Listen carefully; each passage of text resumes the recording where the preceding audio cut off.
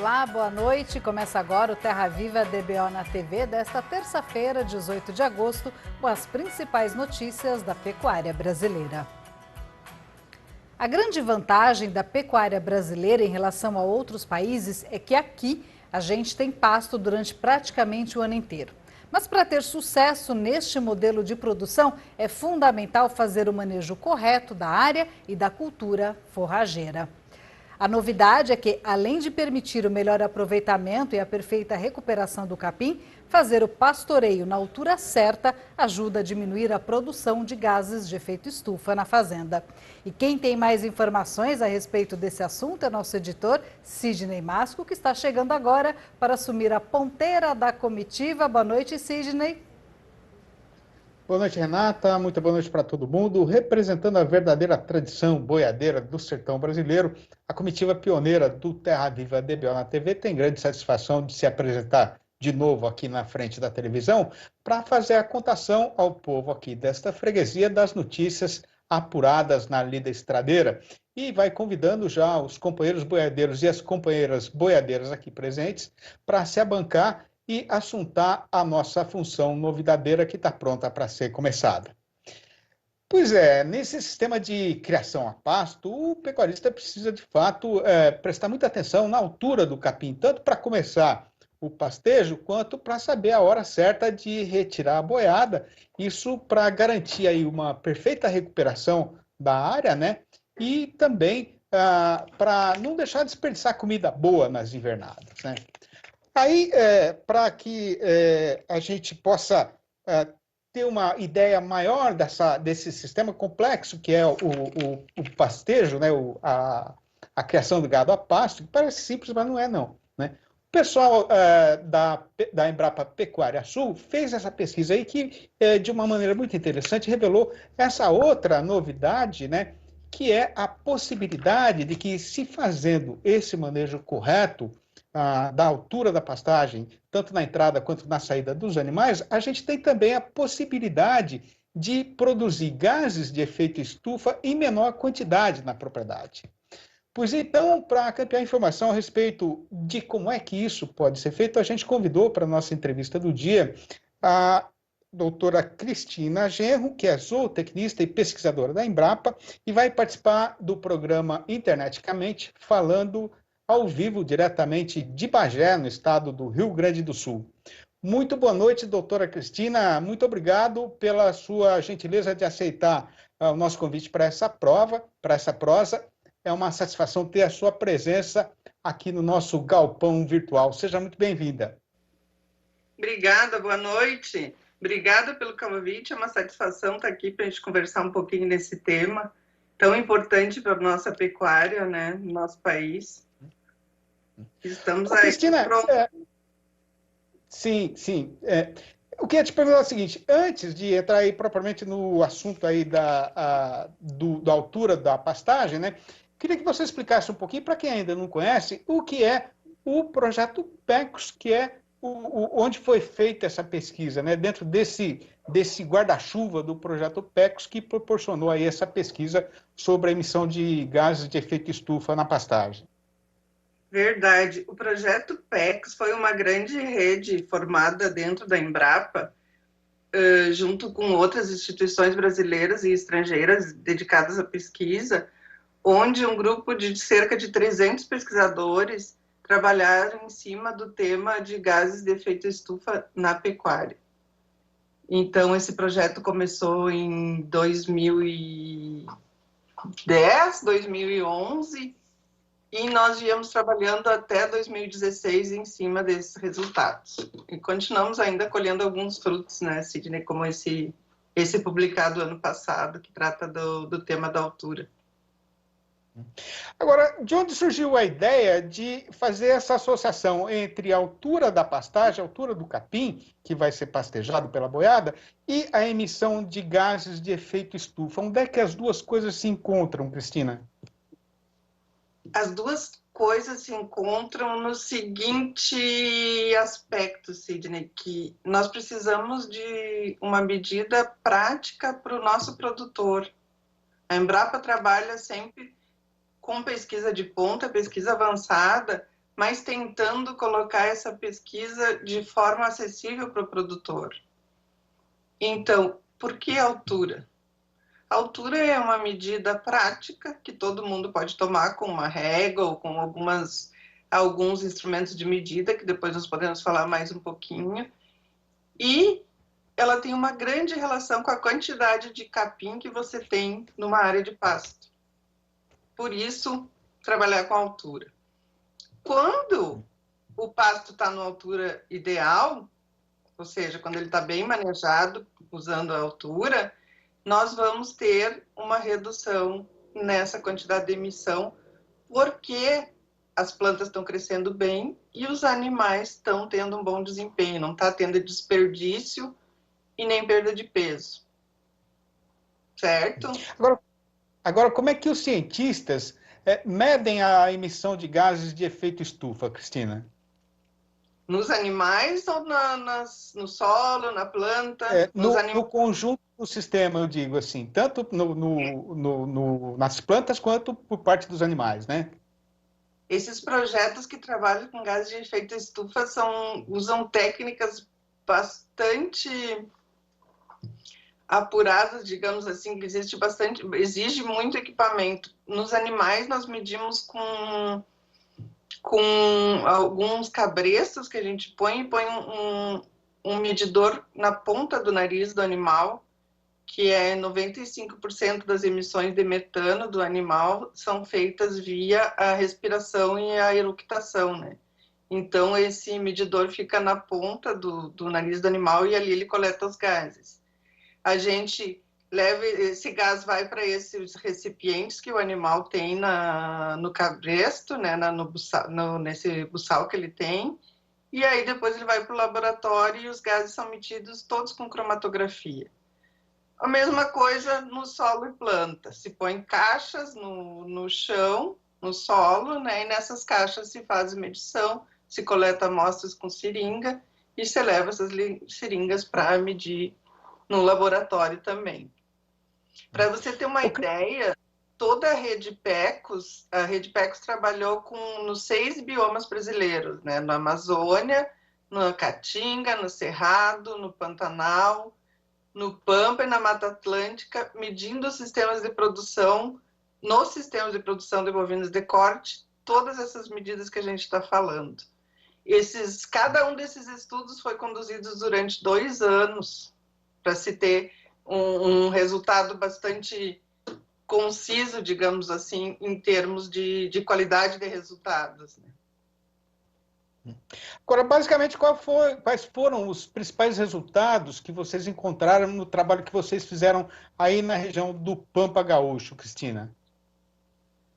Aqui no Pampa, a gente existe um órgão internacional que se chama Painel Intergovernamental para Mudanças Climáticas, que é o órgão mundial, é um órgão não governamental, que tem representantes de vários países, e esse painel que rege as emissões de gases, que diz, por exemplo, que no Brasil, tanto de metano é emitido pela pecuária, tanto de óxido nitroso emitido pela população, etc., pela parte urbana, né? Então, esse órgão já tinha dados prontos para o Brasil. Dados baseados não em estudos brasileiros, mas sim em estimativas de estudos de outros países. Então, quando a gente começou a trabalhar na rede PECOS, que a gente começou a ver que esses valores que o IPCC atribui para nós estão mais acima do que a gente foi encontrando nas pesquisas. Por exemplo, na aveia, na azevém, que são capins comuns aqui da região sul, são pastagens de inverno, nós encontramos 14% menos de emissão do que o apregoado pelo IPCC. E para a pastagem nativa, que é um pasto que a gente utiliza bastante aqui, principalmente na região do Pampa, né? cerca de 40% da produção do gado de corte do Pampa é em cima de campo nativo, principalmente a cria e a recria. Se usando uma altura entre 8 e 12 centímetros, essas emissões foram reduzidas entre 25% e 30%.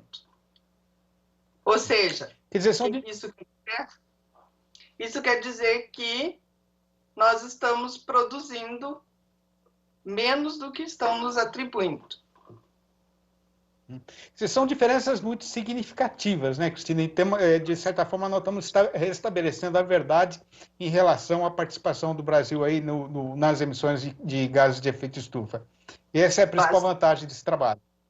Essa é a principal vantagem, e isso, em termos de política pública, pode significar os resultados da rede PECOS, de uma maneira geral, pode significar uma grande mudança, né, nesse papel que falam que a nossa carne é produzida com emissão e com devastação. Isso aí pode significar bastante, né?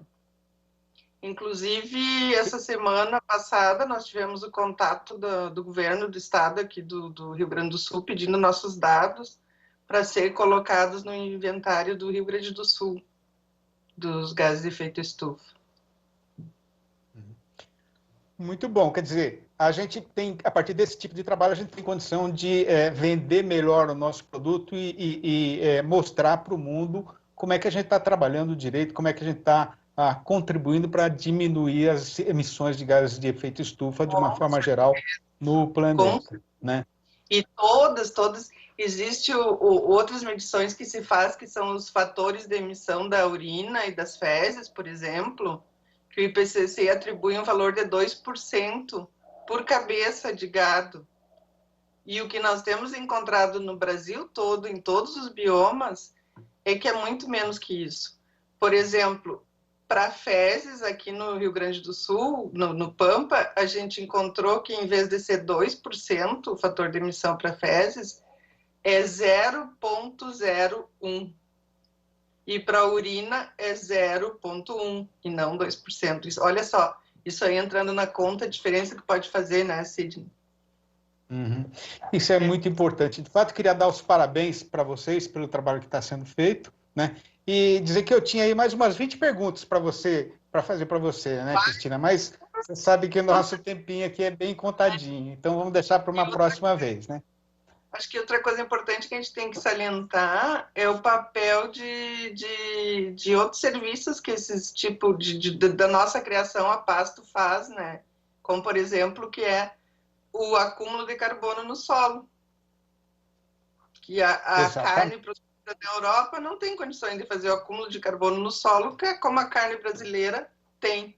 E para isso, eu só queria, terminando a minha fala, dizer que nós estamos trabalhando como desdobramento da rede PECOS numa plataforma de certificação para carne. A gente está recém enviamos o projeto para a Embrapa para aprovação, onde a gente vai trabalhar com diretrizes para fomentar, né, a certificação das carnes produzidas em sistemas integrados, lavoura, pecuária, em sistemas de pastagem nativa, como é no caso do Pampa, da Caatinga, do Pantanal, e nós já temos o selo da carne carbono neutro, que é uma parceria da Embrapa também com a Marfrig, que são nossos avanços, né, nesse tema. E desdobramento da rede PECOS, todo o pessoal da PECOS está trabalhando também nessa, grande parte do pessoal da PECOS está trabalhando na certificação. Isso representa um extraordinário retorno comercial para o Brasil, para o pecuarista brasileiro. Cristina, vamos voltar a prosear sobre esse tema? A gente entra em contato com vocês novamente para esticar um pouquinho essa prosa. Muito obrigado, viu? E até uma próxima vez, Cristina. Faltou um chimarrão na nossa prosa. Mas fica para a próxima vez, então. Isso aí. Até a próxima. Obrigado. Tchau. E a gente volta agora para os nossos estúdios no bairro do Morumbi, aqui na capital de São Paulo, com a companheira Renata Afonso. Obrigada, Sidney. Ótima entrevista. Daqui a pouco você volta, então, com mais informações. Vamos agora para um rápido intervalo e na volta o comportamento do mercado do boi gordo nesta terça-feira. Até já. Estamos de volta com o Terra Viva DBO na TV. E você confere agora a conversa com o analista que traz uma análise do mercado dos produtos das usinas de etanol de milho. A demanda está aquecida e os preços em alta. Segundo o levantamento aqui da Scott Consultoria, na primeira quinzena do mês de agora de agosto, o preço médio do DDG subiu 4,6% frente à segunda quinzena de julho e foi comercializado entre R$ 920 e R$ 1.170 por tonelada sem o frete, considerando os preços convertidos para 32% de proteína bruta. A referência é para contratos celebrados agora e com entrega a partir de outubro para quem precisa de grandes volumes. Para entrega imediata, nós temos observado que os estoques estão limitados. No caso do WDG, o coproduto úmido, a disponibilidade está baixa e os poucos contratos celebrados atualmente são para entrega no último bimestre do ano. Um ponto interessante que merece ser destacado é de que desde o início da safra 2020-2021 até o dia 1º de agosto agora, foram produzidos 14,52 bilhões de litros de etanol de milho. Desse total, 770 milhões de litros são do etanol a partir do milho, crescimento de 83,8% comparado ao mesmo intervalo do ano passado.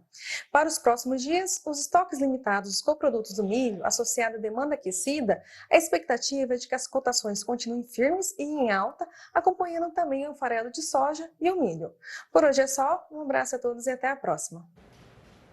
E voltamos a conversar com o companheiro Sidney Masco para saber como ficou o fechamento do mercado do boi gordo nesta terça-feira em todo o país. Sidney, é com você. Obrigado, Renata. E o companheiro boiadeiro que está sentado aí na frente da televisão escutando esta falação, faça o favor de se ajeitar na cadeira, porque a nossa praça boiadeira agora está desembestada, subindo a ladeira em desabalada carreira. E a situação está sendo merecedora aí de grande atenção da parte do amigo fazendeiro, especialmente porque se fosse para respeitar a tradição do mercado, já era para o preço ter embicado de vez para o lado contrário, né? Isso por motivo de falta de dinheiro do trabalhador brasileiro. Mas em vez de cair, a demanda interna, o que ela está fazendo é subir. E a explicação para essa situação é que com a reabertura do comércio em várias das principais regiões de consumo do país, das grandes regiões metropolitanas do país, tem mais gente saindo de casa para trabalhar e fazendo as refeições nos bares, lanchonetes e restaurantes. E olha, até mais importante do que esse movimento aqui no nosso próprio terreiro, no mercado interno, está sendo o forte aumento da exportação. E a esse respeito, a novidade trazida agora do EITA é que acaba de ser divulgado pelo Ministério da Economia o balanço dos primeiros 15 dias de agosto, que registrou aí um extraordinário crescimento dos embarques na ordem de 32,1% no volume embarcado, né? Isso comparando aí com o período correspondente do mesmo mês no ano passado. Enquanto isso, o comprador de gado continua percorrendo o trecho todo dia, anunciando no alto-falante que o patrão dele mandou aumentar o preço da mercadoria, mas nem assim ele consegue fazer a carga do caminhão. Mas aqui no estado de São Paulo a situação está ligeiramente diferente, isso porque a indústria andou recebendo aí uma certa quantidade de gado que tinha sido comprada antes no mercado futuro, e isso representou alguma aliviação na programação de abate dos estabelecimentos aqui do estado, de uma forma geral, isso na média de um pelo outro. Bom, por causa disso, o dono do frigorífico agora deu de querer fingir desinteresse na negociação, mesmo sabendo, e está todo mundo vendo, que ele não vai ter força suficiente para mudar o carretão de direção. No balanço do dia da Scott Consultoria, foram registradas mudanças nas cotações em nada menos do que 28 das 32 regiões pesquisadas no país inteiro. E repare bem, o companheiro, que, mais uma vez, todas elas foram no rumo de morro acima. Pois então, amigo pecuarista, faça o favor de pegar a caneta e a caderneta para anotar esta lista, porque a companheira Renata Afonso vai fazer agora a recitação. Anote. A lista das mudanças de hoje foi puxada por Belo Horizonte, capital de Minas Gerais, onde a alta foi geral, com o boi a R$ 228,50 e a vaca a R$ 216,50 a prazo e já descontada a parte do Fundo Rural. No Triângulo Mineiro, o macho aumentou para R$ 226,50 e a fêmea para R$ 209. No sul do estado, o boi não sai por menos de R$ 224,50 e a vaca por R$ 213. Na região norte, a alta foi só para a fêmea, que vale agora R$ 214,50. Em Goiânia, capital de Goiás, o preço do boi subiu para R$ 219,50 e o da vaca para R$ 213. No sul goiano, quem quiser comprar macho vai ter que desembolsar R$ 219,50. Em Campo Grande, capital de Mato Grosso do Sul, o boi arribou para R$ 216,50. Em Dourados e também em Três Lagoas, o macho sai por R$ 216,50 e a fêmea por R$ 204. Em Cuiabá, capital de Mato Grosso, a arroba do boi pulou para R$ 210. No sudeste do estado, o macho está cotado em R$ 208 e a fêmea em R$ 201. No sudoeste matogrossense, o boi vale agora R$ 204 e a vaca R$ 194. Na região norte, o novo preço do macho é de R$ 201 e o da fêmea de R$ 192. No oeste da Bahia, o boi aumentou para R$ 230,50. No sul do estado, a fêmea sai por R$ 224,50. Em Redenção, no Pará, o macho pulou para R$ 219,50 e a fêmea para R$ 213. Em Marabá, o boi também sai por R$ 219,50 e a vaca por R$ 210. Em Paragominas, o macho está cotado em R$ 214,50 e a fêmea em R$ 208. No sudeste de Rondônia, o boi arribou para R$ 206 e a vaca para R$ 195. No norte do Tocantins, o novo preço do macho é de R$ 225,50 e o da fêmea de R$ 215,50. No sul do estado, o boi sai por R$ 223,50 e a vaca por R$ 214,50. No Acre, a alta do dia foi só para o macho, que vale agora R$ 192. No Rio de Janeiro, a cotação do boi subiu para R$ 218,50 e a da vaca para R$ 207. No Espírito Santo, quem quiser comprar macho vai ter que pagar R$ 214,50 e R$ 211 pela fêmea. No noroeste do Paraná, a vaca está cotada em R$ 205. No oeste de Santa Catarina, a fêmea não sai por menos de R$ 202 no prazo de 20 dias. Por fim, tanto em Pelotas quanto no oeste do Rio Grande do Sul, o boi aumentou para R$ 7,25 o quilo vivo, ou R$ 217,50 se a negociação fosse por arroba. Tá certo, então, e aqui no arranchamento da comitiva do Terra Viva DBO na TV, a lida do dia sempre termina com poesia. Lembrando que os nossos versinhos dessa semana são sobre o tema natureza sertaneja. Vai ouvindo. No tempo de fruta do sertão é uma beleza, as jabuticabeiras carregadas estão vestidas de nobreza, nas capoeiras as gabirobeiras anunciam na sua fartura a doçura da natureza. E na beira do regato a mandaçaia, a manduri, a jataí e as outras abelhinhas do mato trabalham sem ter descanso e sem reconhecer dificuldade, cruzando o céu para fazer mel de tudo quanto é gosto e qualidade. E assim a gente vai encerrando a nossa participação na função de hoje, deixando para todo mundo um grande abraço e devolvendo a palavra a você, minha companheira Renata Afonso. Muito obrigada, Sidney. Amanhã você volta trazendo mais informações e mais lindos versinhos para a gente. Até lá. E o DBO de hoje fica por aqui. Obrigada pela sua companhia. Nós voltamos nesta quarta-feira com a reprise desse programa às 6h30 da manhã e com um noticiário novo a partir das 7h45 da noite. Até lá.